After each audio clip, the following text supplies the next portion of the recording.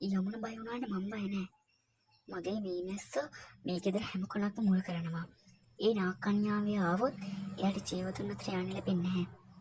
පරසමිනවන්තිකා අමර මරණය හරිම භයානක විදියට. අමර කියන්නේ මෝඩයෙක්. ඒත් මම මීමැස්ස රැජිනක්. මට කවුරුත් පරද්දන්න බෑ. අනන්‍යාෂි ඔයා එහෙනම් යමුණ කිව්වේ ඇත්ත. ඔබ තමයි ඒ නාගකන්‍යාවිය. ඔව් අවන්තිකා. ඔබේ මීමැස්සන්ට පුළුවන් ද මගේ විස පරද්දන්න? ඔබේ මීමැස් රැජිනව මම අදලු කරලා දානවා.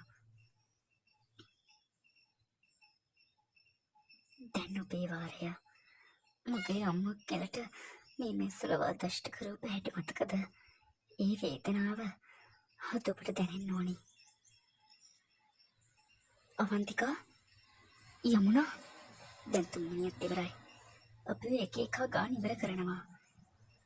ඔව් ඒක අපේ ඇස් ඉස්සරහා මිදන් අපිත් එක්ක සෙල්ලම් කරනවා. තක්ෂිකා දැන්වත් පිළිගනින්. අනන්‍යාෂ කියන්නේ සාමාන්‍ය කෙල්ලෙක් නෙවෙයි. ඒ තමයි නාග වංශයේ මහා නාග රැජින. දෙයනේ අවන්තිකා නේන්දර මොකද උනේ? රොකි ඉක්මනට එන්න. ඇති අනන්‍යාෂි ඔයාගේ රංගනේ දැන්වත් නවත්තන්න කාලේ හරි. මම දන්නවා ඔයා කවුද කියලා.